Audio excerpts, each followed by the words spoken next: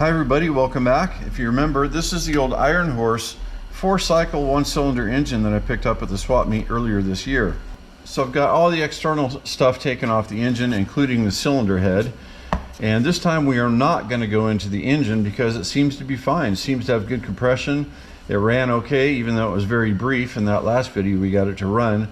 The valves look okay, everything looks all right in here.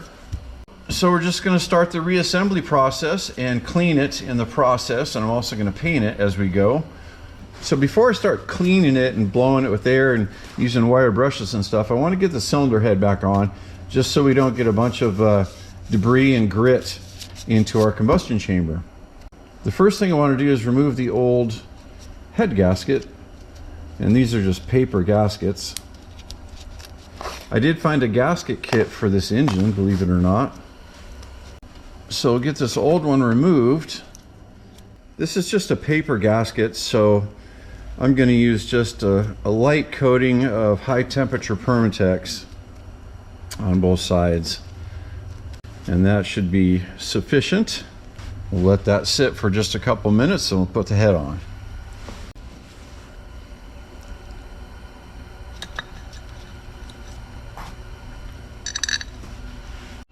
There are 1, 2, 3, 4, 5, 6, 7 of these bolts, and they're all the same length, so that makes it easy. I'm going to run these down with the tool on the lowest setting, so it's not going to torque them at all, it's just going to run them down.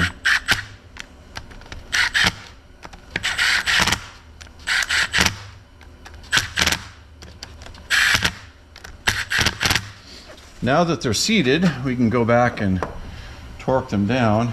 We're going to shoot for about 200 to 220 inch-pounds. So I've got my inch-pound torque wrench here.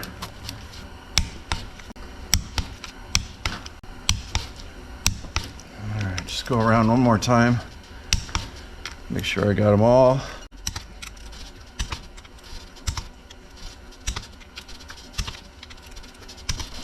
All right, good. Now I'm going to put the spark plug in there just so we can plug that hole. I guess the first area we'll start with is this, where the contact points are in the ignition coil.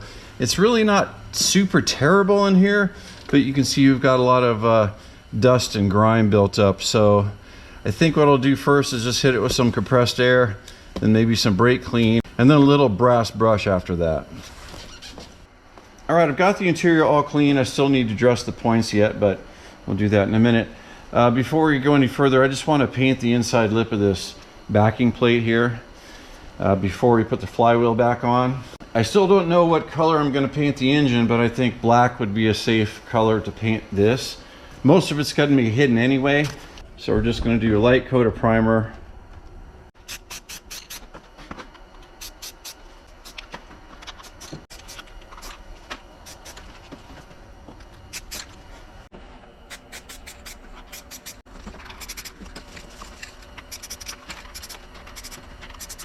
While I'm waiting for the paint to dry on that backing plate there, I got the carburetor out of the ultrasonic cleaner, cooked it for an hour in there, and then let it sit overnight inside the solution there in the parts cleaner. And I'm going to take a chance on this and just install it without disassembling it, you know, see if we get lucky. Let me show you this thing on top. If I take a Q-tip here and press down on it, can you see that moving? I have a feeling this is basically the fuel pump because it's kind of spring loaded, and I'm guessing that with the vacuum it goes up and down and pulls the fuel up. So it's really pretty amazing that thing is intact up in there, and I'm just going to install this on the engine and see if it works. If it doesn't, then we'll take it back off and take it apart, but I want to try it first on the engine. Now if we come over here to some of the other parts, this is the fuel tank. The engine sits on top of this and draws fuel up through that line there. So I guess the first thing to do is hit this with a wire brush, see what I can get off and see what I can't. So I started cleaning this thing out and I didn't find any rust in here, except for down there where the iron plug is, the drain plug right there. And I figured out pretty quickly this is not made out of steel. And there's some of this yellowish coloration in here on the aluminum, which is either rust staining from this hole or some kind of aluminum corrosion. But what I'll do is fill this up with Evapo-Rust and let it sit overnight. And at the very least, it'll take this rust out of the hole there. But it also might clean up that dirty yellow color as well.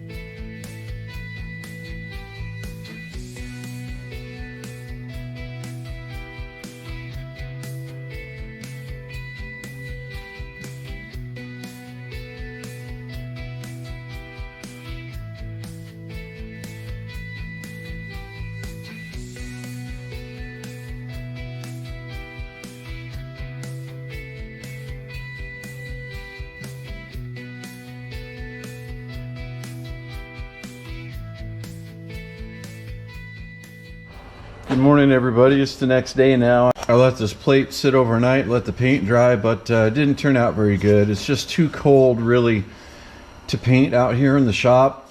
And sure, I could heat things up and I could heat the paint up and everything else and attempt to get a better paint job on it, but it's just too much work when it's below freezing out here. So what I've decided to do is just reassemble the thing and see if we can get the thing to work properly, see if we can get it to run on its own fuel.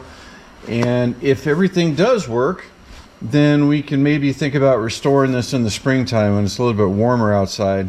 I wanted to mention that this is not made for this engine. Somebody has just adapted this off another engine or something and made it work. You can see what they did is we've got holes in the four corners to mount to the fuel basin, but we also have four interior holes to mount the engine because this is not what came from the factory with the engine, which is fine. It's going to work like that. So I think what I'll do first is get this bolted to the bottom of the engine, and then we'll bolt the whole thing to the fuel basin. So let's move this out of the way.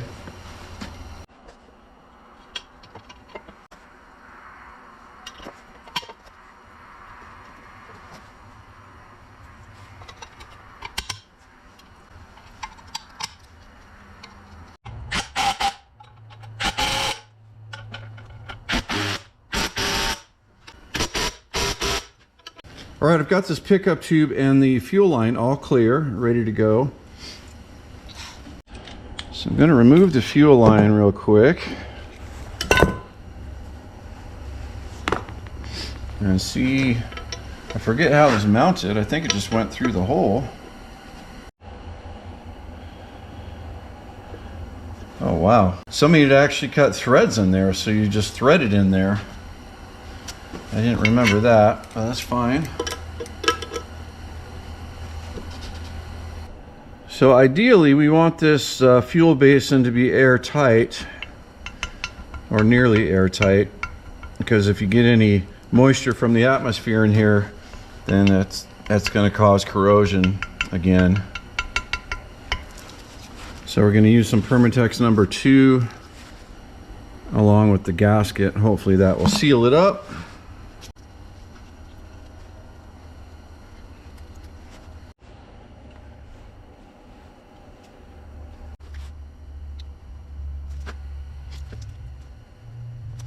All right, I just need to lift this up now and place it on the fuel basin.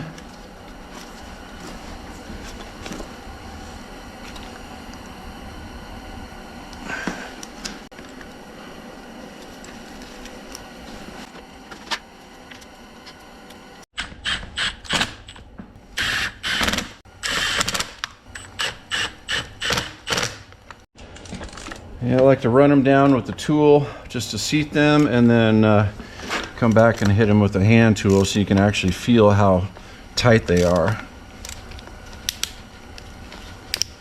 All right, let's flip it on its side again so we can put the exhaust and the carburetor on.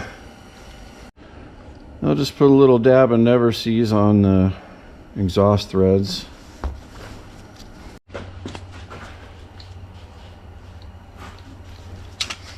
Just a little bit more. I'm trying to get it to point out kind of like that.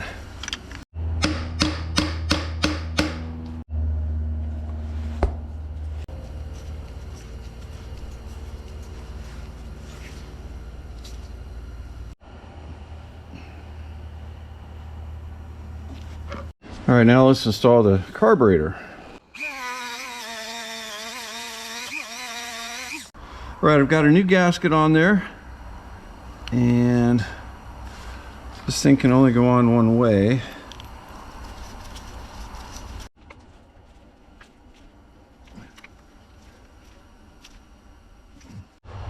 All right, this is the governor throttle control. So you just slide it on over the shaft there and then tighten the set screw.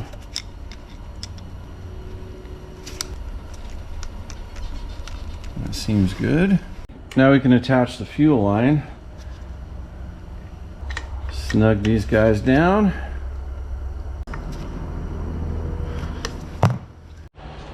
Now it's time for the flywheel. Put the little Woodruff key in there.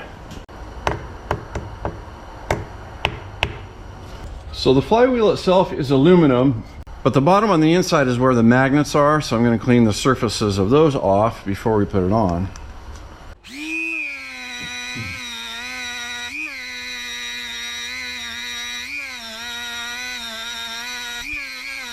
So we just got to line this up with the key,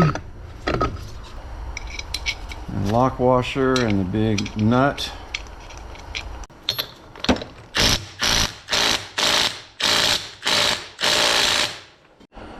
All right, now we'll do the dummy test just to make sure we still have spark after all the cleaning and stuff we did. So,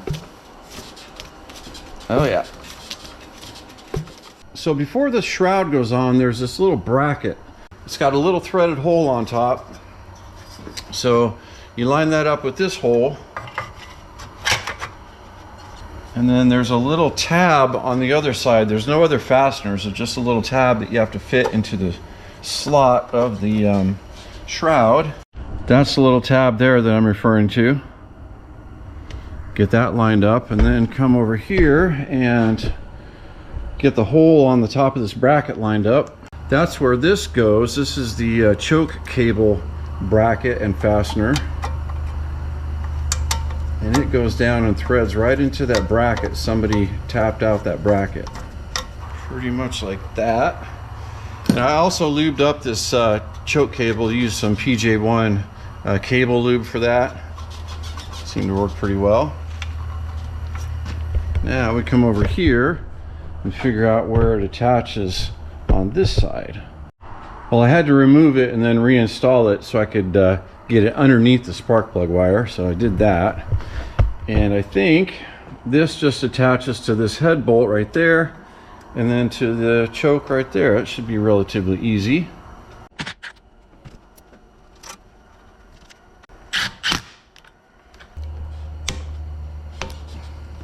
Now we just need to poke the cable down through that hole in the choke butterfly lever.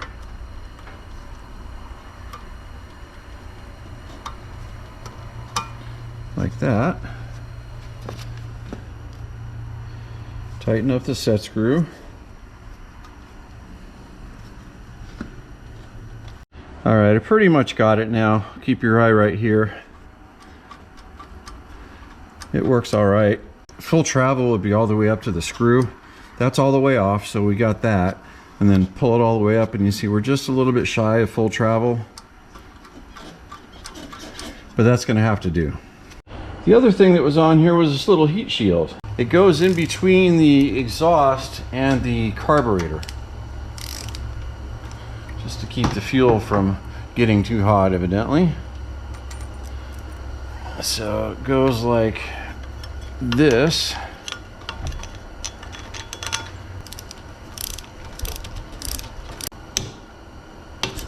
Okay.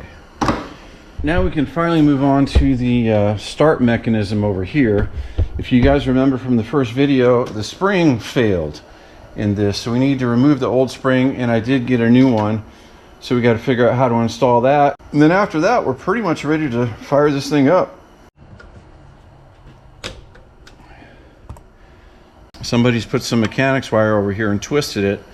So that's probably how we get this off. Got to remove that mechanics wire and knock it out this way, and then we can get to the spring. Okay. Yeah, it just pulls right out after that. Okay. The old spring went on like that. So the new one goes like that. Okay. This has actually got a provision on the end for a kind of a snap ring or something like that. We'll either do what the last guy did, or maybe I can find a snap ring in my drawer. Got to kind of push the spring into that little provision in the casting of the engine. There we go. All right, I managed to do the same thing the last guy did there. So that'll suffice for now, but that'll be an easy thing. I can pick up a snap ring at the hardware store. So the last thing to install and figure out is the pull start. Some of these have foot pedal starts that go down this way. This one, for whatever reason, has a hand lever that you pull that way. I don't know if I like it as much as a foot pedal, but it's what we got, so we're going to use it. Now we have the gear.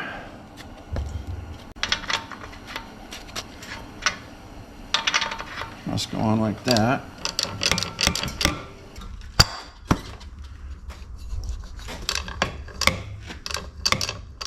So we're going to put a little oil in the crankcase and some gas in the bottom and see if we can get it to run on its own fuel, see if the carburetor works.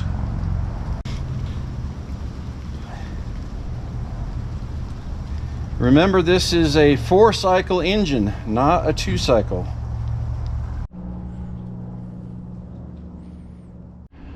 All right, it's all together and I'm ready to fire up, except for I ran into a big problem here. If you see this little gear in here, that's of course what the handle uses to drive the engine. But this gear has to be free spinning, because otherwise if you pull it to start it and the engine starts, it would completely jam this up and break all the teeth off. So because this has to be free spinning, there's another little spring that's supposed to be in there that grabs a hold of the inner side of the pulley via a little bolt or a stud, and then that's what spins the engine. Well, my spring broke.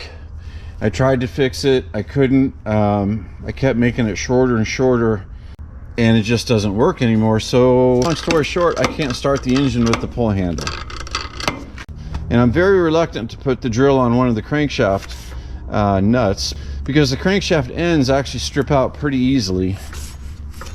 I've actually made an adapter for the other side that we can use if we need to, but I wanted to show you something here. I've got the spark plug out, and you can see the carburetor is dripping fuel.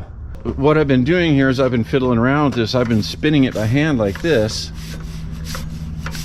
and that's all I've been doing, and the carburetor is dripping fuel. So actually that is a really good sign. That means it's pulling fuel from the fuel tank up to the carburetor, because we weren't sure if that was going to work or not. So we know that the engine has vacuum enough to at least get the fuel to the carburetor. So I'm still stuck with the problem of how to spin it. So I'm going to put some fuel right down the hole here and see if I can spin it by hand, or maybe adapt a pull rope cup to one of these sides. If not, I'll see if my little adapter might work. But I got to figure something out, because I got to see if this engine runs or not. So I'll just put a little bit of fuel down into the combustion chamber there. Put the spark plug back on. If I could just spin it a little bit faster by hand, we might be able to get this thing to fire.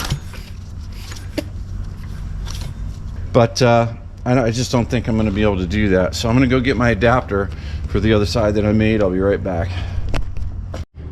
So what I did is I sacrificed one of my square drive sockets and I made it into an oblong shape, the same shape as the end of the shaft here, so it slides right on there.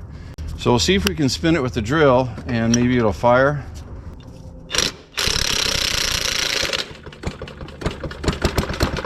Come on, baby.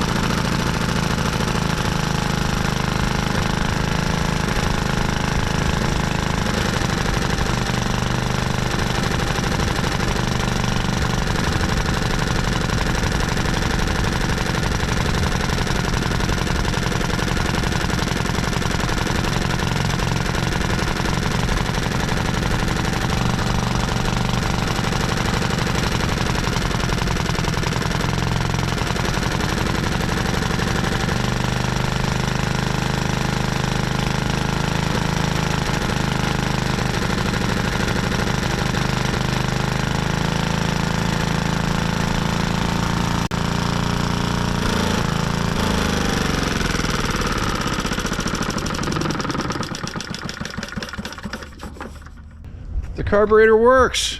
The engine runs. Can you believe it? It's cold out here. It's probably about 35 degrees right now. And the engine probably hasn't run in decades, so it's getting warm and burning off old grime and oil. But that is amazing. The carburetor isn't leaking anymore. It was just because I was cranking it over so much by hand that it was effectively flooding.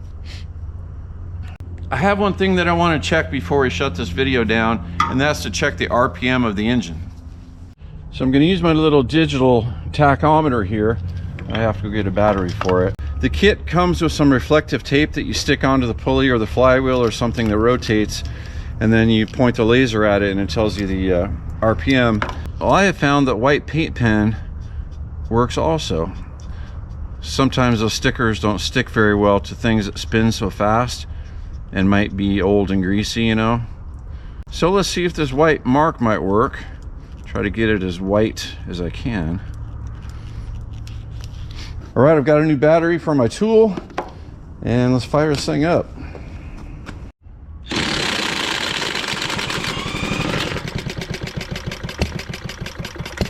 Come on, there we go.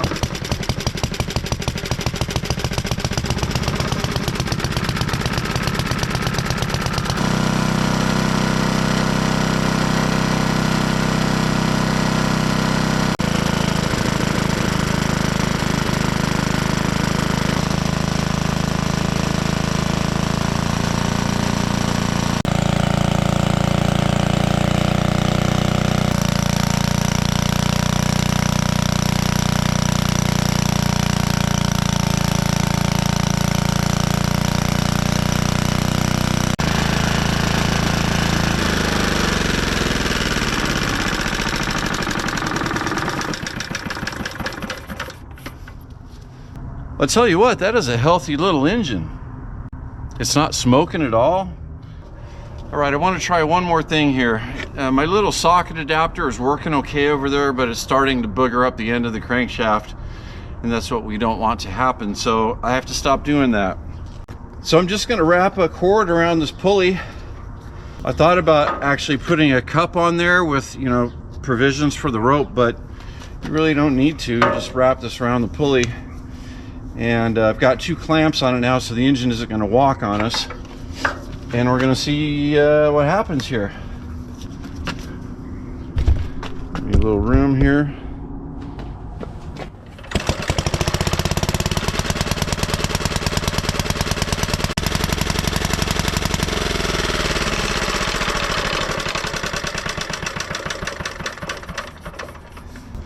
But now that it's warm and loose, and everything's dialed in, it starts very easily now.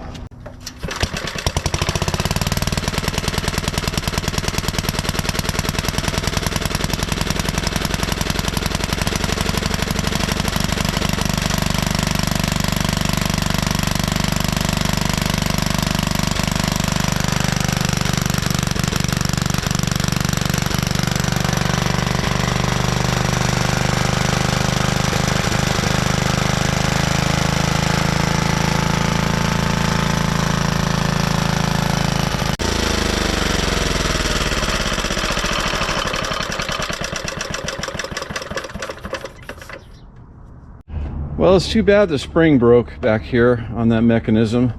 I think it would have started very easily with this pull handle based on what we know now. But it's easy enough to get started with the rope, so now we know how to do it. So like I said earlier, I think we'll set this one aside now for restoration in the spring or in the summer months when it's nice and warm outside. We don't have to fight with the paint and the cold temperatures. I think this would be a really nice looking engine restored.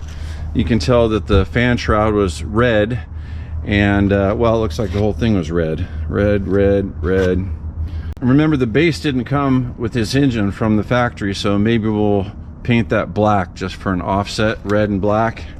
Maybe a red pulley with a chrome nut. Yeah, I think that would look nice, and I think this little engine actually deserves to be restored after sitting around for God knows how many years. We saved it from that swap meet. Before I sign off, I'll do one more rope start on it just for fun. And I'll tell everybody now, Merry Christmas and Happy Holidays. Check out the store, 20% off. Use code ANTIQUE. I'll see you next time.